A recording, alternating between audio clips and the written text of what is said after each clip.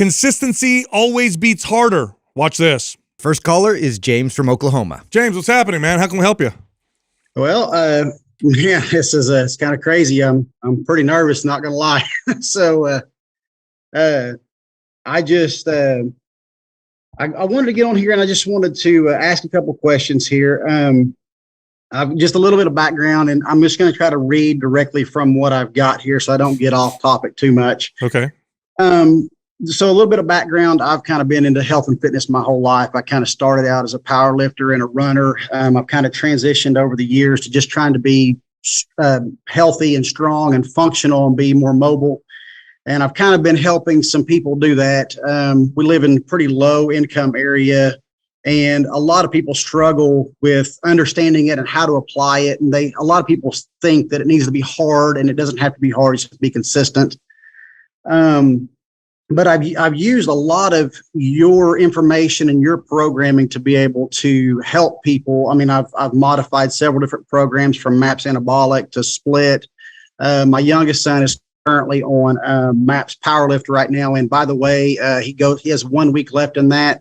And as of this morning, his bench press is up like 15 or 20 pounds. Wow. It's pretty significant, and he's a pretty strong kid to start with. So anyway, the biggest question that I had is finally convinced my wife to strength train by getting her to listen to you guys a little bit. And then she started seeing some other women that were showing some progress in the strength training spectrum.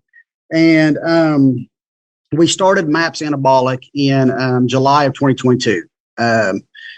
She does have some mobility issues. She has a hip that may at some point have to have some surgery done on it. They've not decided for sure on that yet. And so I've modified a lot of stuff. I've taken her squats from a back squat to like a Bulgarian split squat with a little more limited mobility. And then also some air squats to get depth and things like that, but just try to work on mobility.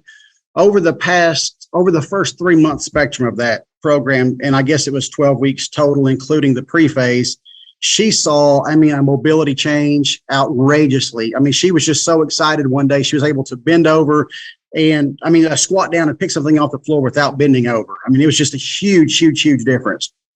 And by sticking to that program, I did kind of try to go with what you guys said. Don't take anything away. She's a little bit of a bigger woman to start with. Hopefully she doesn't nail me to the cross here on this deal, but she started right around 257. She's about 5'6". Over the course of about 3 months, she didn't see any weight loss at all. But what we did see is about a 23-inch total body composition change. She lost about 8 inches in her waist. She lost about 1.5 inches each one of her legs, lost 0.5 inch in her arms, things like that. Wow. So she was like, okay, let's keep going. So we kept going. We're our third time through anabolic. We just finished it up. And at this point, things are starting to slow a little bit. We're starting to see we're still seeing a slight bit of weight loss. Her weight has actually came down about 10 pounds now. And the composition change is definitely there. She looks more athletic. She looks stronger. She is getting significantly stronger. When we started with the dumbbell bench presses and stuff, we're talking like 10 pounds was pretty rough on her. Last week, she did the 40s for 4 sets of 8. Yeah. Holy cow. So yeah, it's a pretty significant change. Her mobility is just off the charts. I just am to the point though, where we've had her caloric intake. I pushed it up a little bit to start with to kind of reverse diet her a little bit. Minimum of 150 grams of protein a day, as much as possible from real food, and then supplementing with a protein shake to if we don't hit those goals. And she was at about 2,200 to 2,400 calories a day. With that, she was still dropping inches, but now we're to the point where we were just looking at, do we continue with anabolic? Do we start trying to change things up? We started Split 4 weeks ago. We will finish week 4 of Split this Saturday, but I didn't know if that was the right course to take at this point. Do we continue with anabolic? Do we go with Split? Do I try to work in something like Symmetry, or just not sure how to move forward? James, really, first off, fantastic job. Yeah, man. you're going in the right direction. I mean, if she lost that many inches and she has strength gains, like you said, of like 4 times stronger on a dumbbell chest press. You're in the Goldilocks part. Yeah, she has built a significant amount of muscle and burned a significant amount of body fat. And for people watching right now thinking, how's that possible? Is that her weight doesn't go down, but she loses size. Body fat takes up roughly a quarter more space per pound than muscle. So when you lose 10 pounds of body fat, gain 10 pounds of muscle, you're going to lose about a quarter of your size, roughly, maybe a little less on your body. So that's what's happening. And what's happened now is you've set yourself up very well for a calorie cut because now her metabolism is probably in a healthier place. And now you can cut and she's not going to get this crazy metabolic adaptation like she might have in the beginning, and she'll get leaner. As far as programming is concerned, the importance with the programming is really just what's appropriate for her body to continue her progress, to keep her improving mobility, to keep her in a healthy place. The best way to go after anabolic is MAPS Performance. Symmetry would be good as well. Either program would be great. If you don't have performance, I'll send that over to you because that's ideally the direction you want to go, especially if you've done anabolic a couple times in a row. Yeah. Now, I do want to comment on the mobility thing. I want to say this just for the audience and even for you. The key to mobility is strength. People think it's flexibility. It's not. It's strength. Now, what that means is not necessarily that you can lift more weight, but rather you have strength in larger ranges of motion.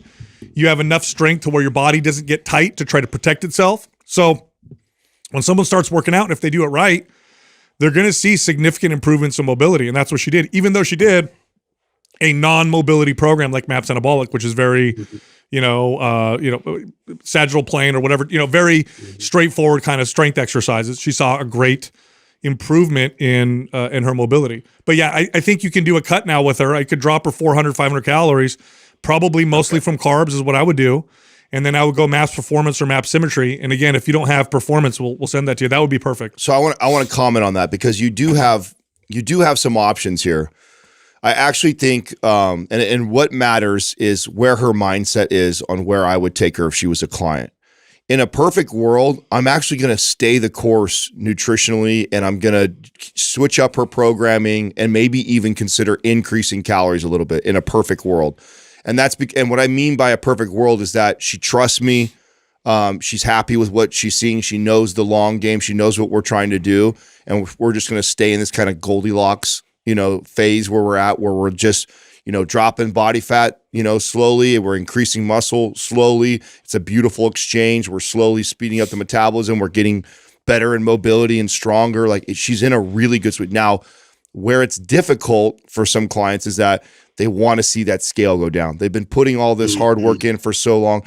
And so if she's at this kind of breaking point mentally where she's frustrated, you've done a good enough job now building her metabolism up that you can do exactly what Sal said to show her some change, like to show her some scale movement, right? You could cut 500 calories out, maybe even increase a little bit of movement, and then in addition to that, switch your program, and she's going to drop some weight for sure.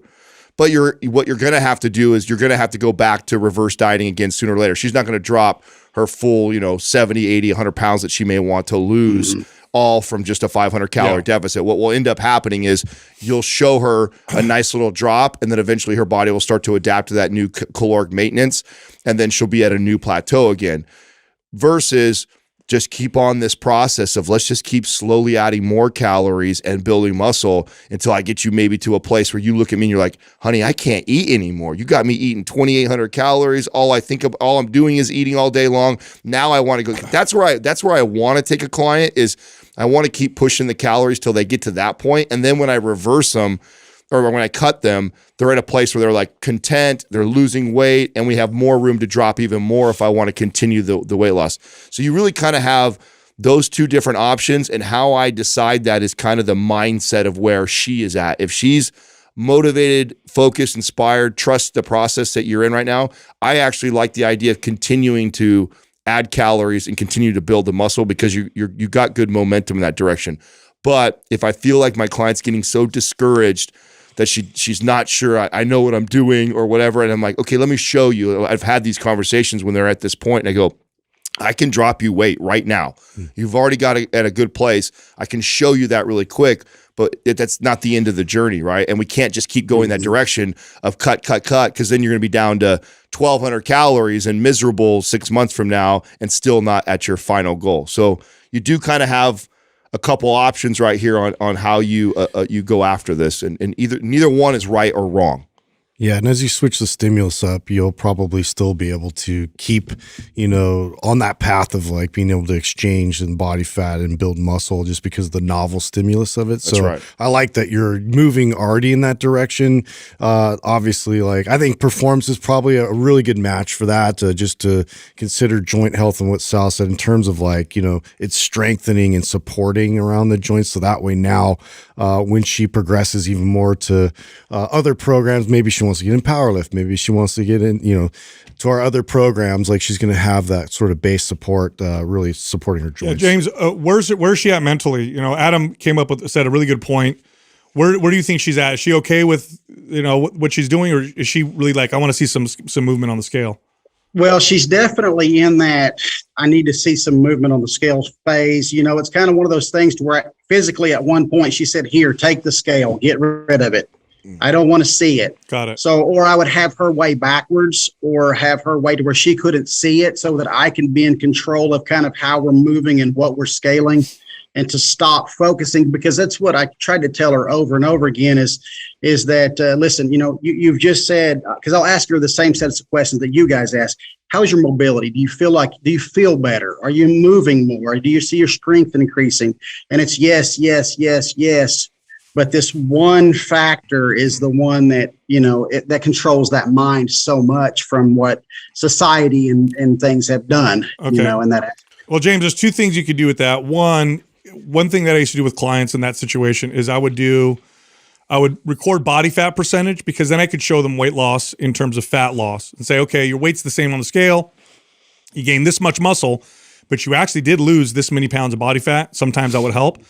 But you're on the right path. And I tell you what, I think I have a happy medium for you. MAPS Performance is more of a calorie burning program than MAPS Anabolic anyway. Okay. Yeah. So you might not need to do a 500 calorie cut. You could probably do a 250, 300 calorie cut, and then MAPS Performance will make up the difference. And then what you could do on top of that is you could start increasing activity throughout the day. So if she's not walking, let's say 10, 15 minutes after breakfast, lunch, and dinner, you could just add that. And that combination right there will show her some pretty good movement on the scale. Yeah. Are you guys tracking steps at all? Yes. Yeah. I originally started, and keep in mind, she came from zero fitness background. So I do understand that the initial burst of this was just from some sort of activity. But I told her, I would like you for 2 weeks to wear this tracker. I don't care what your steps are. I just need to know what your average is. And she was averaging around 6,000 a day. So we slowly over time increased that. Right now she's averaging around 12,500 to 13. Okay. Yeah. That's she's a fourth grade teacher. So she's kind of taken the desk out of the scenario a little bit, tried to make sure she's moving with them as they're moving and increasing, which I would have called this a couple of weeks ago to your last interview. I believe it was with Lane Norton. I would have called it neat before. I guess that's not necessarily neat anymore, but trying to get her step volume up. Yeah. Okay. So here's your three options. Option one is what Adam said, stay the course. And what you'll do is present it to your wife and say, here's the pros and cons. The pros are, we're going to keep moving in the direction of a faster metabolism. Eventually we'll get to a point where you're going to be eating so much food that you're going to be like, okay, I need to get rid of, I can't eat this much. And then the cut's going to be really easy. Option two, we do a more aggressive cut, 500 calories. We'll see more movement on the scale, but at some point we're going to plateau, probably within 60 days, 30, 60 days. And then we're going to have to reverse again and pause that. Option three is we do something in the middle where I cut your calories about 250 and I have you do MAPS Performance, which will burn a little extra calories. And then we try and increase your activity. So those are the three options I would present to her. And then you got to go pros and cons and have her pick where she's going to go. But it's good to do it that way so she knows what to expect. Mm-hmm. Yeah, what I've been doing, I've actually been doing anabolic with her, and what I've been doing, and it seems to be working pretty well for me, is I will bulk I'm trying to clean bulk with real food, no mass gain or anything like that, but eat higher calories for 4 weeks and then lower calories for about 2. I'm not going extremely low, but I'm dropping from about 3,100 calories a day to about 2,800 calories a day. So would that be something that would kind of those small mini cuts, or should it be longer than that? Yeah, no, I mean, mini cuts are great as well. You're asking for you or for your wife? For her. Yeah, I mean, a 250 calorie cut would be more of a mini.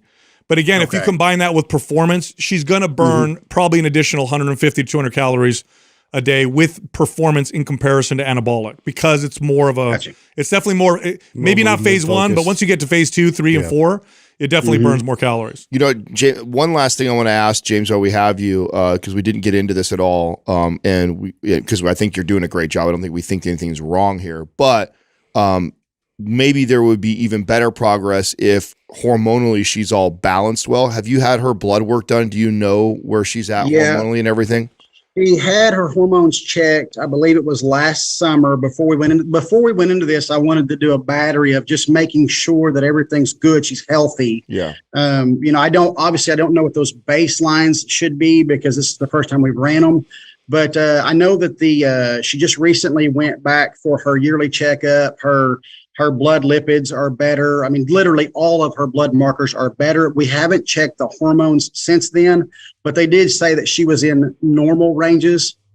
Okay. I will say that we did that at a GP versus a hormone doctor, and I have seen first case, I had a 345 testosterone. GP is like, oh yeah, that's perfectly fine. Men's health doctor's like, no, it's not. Yeah. They give you a big range, but if she has some pretty, loud signs of hormone imbalances, hot, cold intolerance, poor sleep, libido, mood, stuff all over the place, then you could definitely look there. I mean, at one point, I think it's a valuable investment. You look like you're about our age or whatever like that. I mean, getting blood work done on a semi-regular basis, I think is extreme. I think it's valuable for any age, but as we get older and stuff like that, I think paying attention to that stuff is even more important. So, maybe worth the investment at one point, taking her to a hormone specialist, and having them kind of look at it and see if there's little tweaks that they can do. I actually just yesterday got on to Dr. Stephen Cabral's website to look at some of the things that we could do there. If some of the hormone testing, how that's going to work, and try to get some of that moving forward, because I do believe that's something that we need to address. So good. Excellent. Good. I will say too, just one last thing, not to tie up anything any longer. I was in I just say this for the other people, that MAPS Anabolic didn't just work for her. I've been 3 times through anabolic. I'm into split now, but in my 3 times through anabolic, I gained 18 pounds of lean muscle, and I wasn't in terrible shape when this started. I've went up 2 1/4 inches in each one of my legs, in the thigh area, about 1/4 to 1/2 inch in my calves. I've put on 3/4 of an inch in my arms. My chest has grown. I mean, it's crazy how rest. That 3 days of just work and then the rest, it's just. But anyway, it works, man. A genius must have created that program. Hey, we're going to send you MAPS Performance if you don't have that. Okay, James? Yeah, it's perfect. Yeah. Thank you. You got it, man. And good luck, huh? Great job, by the way. Yeah. Keep us posted, dude. Yes. Will do. Thank you. Right. Wow. What a great direction. Going. So that's obviously you've been listening to the podcast for a long time. Yeah, and I tell you, man, it's so good for people to hear that, because if you said she was 245 pounds, a lot of people of that state are like, I just want to lose weight, I don't care. Yeah. But she lost so much body fat and built so much muscle that the scale didn't move, but she lost the combined total, what do you say, 28 inches on her whole body? Yeah. Like that she is setting herself up to not do what most people do, which is not put it back on, gain all the way back. Yeah. Listen, the challenge is not losing the weight. Almost everybody who tries to lose weight loses some weight. Almost all of them gain it back and then some. Yeah. So it's not the weight loss that's the challenge. That's how they do it. It's the keeping it off, and he's setting the stage for that to not happen. So great job.